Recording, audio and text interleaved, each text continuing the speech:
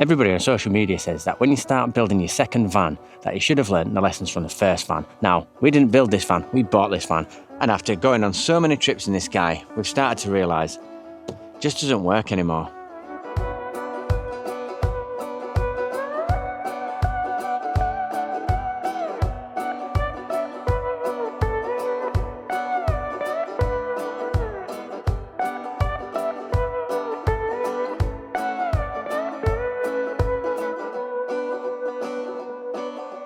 And we're currently at a tattoo convention / festival, and Sal's away getting a new tattoo and listening to some music that I don't particularly like, so I thought I'd make you guys a video about how we might modify this guy.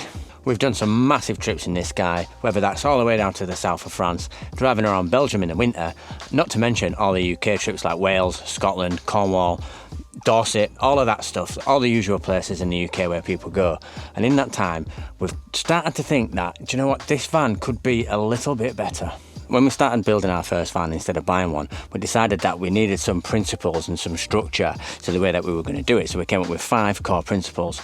Number 1 was weight. It had to be lightweight so that we could get the most efficiency out of it, and for Brian, not go over the 3.5 ton.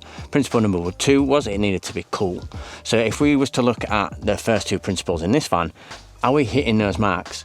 Right, so we've been away for a few days in this van now, and we're on day 3, so it's a little bit lived in, which kind of gives you a bit of a feeling for what it's like when you start using the space as a functional space. But if we start looking at this kitchen that's just behind you, you realise that it's probably a little bit of a waste of space. You'll notice we've got our power station up here because the electrics in this van are not great either. So again, that's something that we're probably going to need to look at to bring this guy into like the right century at least. Right, I'm going to apologise now. I keep saying guy, I have no idea why. It's winding me up, so it must be winding you up. I'm sorry. You'll also notice that this is just standard kitchen worktop from a house, which is probably quite heavy. When we look at the material that the cupboards have been made out of, that's a thick old piece of wood. I'm not even sure what type of wood that is. And these cupboards look like they've just been made out of like pine or something, just straight from B&Q or whatever. And it could be plywood, which might be lighter. And there's just so much of it. Look at how much cupboard there actually is. There's just tons and tons and tons of it. And it's properly overkill. But it gets even worse when you start looking at these cabinets just below me.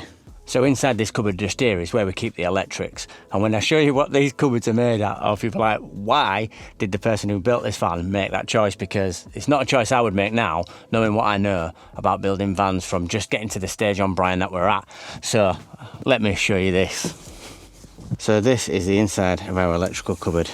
And when you look at this cupboard from underneath here, you'll see that that is just chipboard. So this chipboard is actually quite heavy, and because it's chipboard, it's susceptible to pulling in moisture, and you know that moisture / condensation builds when you're in your camper van. Even with ventilation, you're still going to get some of it, I think, just from breathing, particularly in cold weather, and that could maybe get into there over time. Now, I mean, don't get me wrong, it stayed solid, but there's better choices than this as well. However, when it comes to principle number 2, I think, personally anyway, that Sam delivers, because this guy is definitely cool. I mean, he's this army yellow, which is obviously all cool because, you know, it's not white, which is what most vans are. He's got these big wheels with the chunky all-terrain tyres on. He's got this roof rack. Well, it is a little bit heavy. It's made out of steel, but at least it makes it look cooler. He's got these leather captain seats with an armrest, which are fully electric as well, which is cool. He's got blackout curtain, not so cool because actually you can see right through that. All the headlining has been replaced with carpet, and I think that that looks much better than the old headlining would have done as well. And in the back here, he's got a cool little sort of design with all the yellow and stuff, which we think is mint. I mean, for now, this van will totally do for what we use it for. We use it as like a weekend van and stuff like that. When we've got Brian, we'll probably still use this van for like little beach trips and stuff like that, rather than taking the giant thing, especially before we actually go full-time travelling, because that just makes a little bit more sense. But I don't know, man, I just feel like we could make this way better. Because I've seen some videos with these HiAce vans where these have been done like properly nice. And yeah, okay, it's a HiAce, which is a little bit out there, but tough as old boots, right? So I think it's worth probably putting in a bit of time. And, you know, you guys can let me know in the comments if you think you'd be interested in watching me redo it, because I guess I'd have to gut it and like probably start again the whole thing, which would be interesting to say the least, because obviously I don't know the structure that this guy made before. And when it comes to the electrics, I'm really not happy with the electrics that we've got in here. I'll show them you now. So we keep them just under here, as I showed you before. So let's talk about what we've actually got in here. As you know from the Brian series, in that we're going to go some premium Victron stuff and make that electrical system in there like as good as we can afford, because obviously it's going to be our full-time home, so it's going to be super important. Whereas in here, it's almost like, I think I've said this in a previous video, that it's like it's been built on Temu, because it's just some cheaper parts. Now, I'm going to share with you in a minute what I think I could rebuild this with and how much for, because a little bit of a steal actually. Starting off, we've got a lead acid battery, which is I think 110 amp hours, if I remember rightly. And as for charging the battery when you're driving, DC to DC charger? No, I don't think so.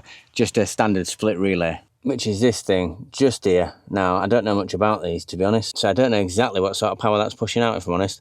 And when that charges a battery, it definitely works better than the solar, because that doesn't work great either.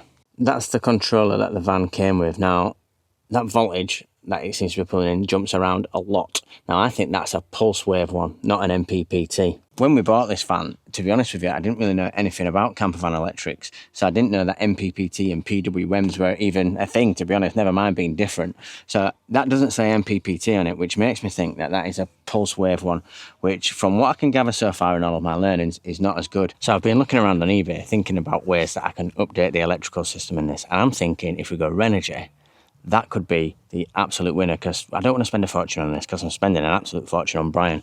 So when we do it in this guy, we want to try and keep it a little bit more low budget. So this thing here, this is an MPPT and a DC to DC charger, and I can get a 30 amp one of those for about 170 quid.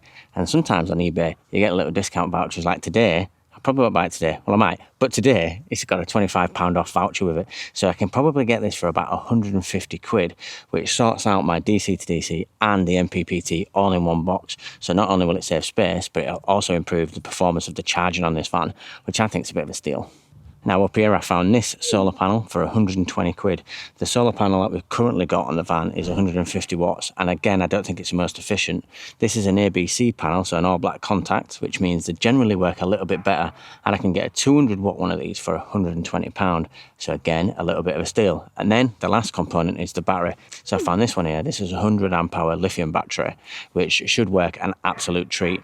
Now the only thing I need to think about is the wire sizing that I've currently got in the van up to scratch? So I'm going to have to check all that out before I can even get there. Now, obviously this might be down the line a little bit, but the electrical cupboard's probably going to stay where it is. So the wiring can stay where it is, which means that I could probably get this whole van sort of up to date, without an inverter obviously, but updating what we've currently got in there for about, I don't know, £400 if those vouchers are kicking about, maybe £450. Not bad. Don't tell Sal that I'm thinking about buying this electric stuff. She's getting another tattoo right now, so might get away with it. We will see.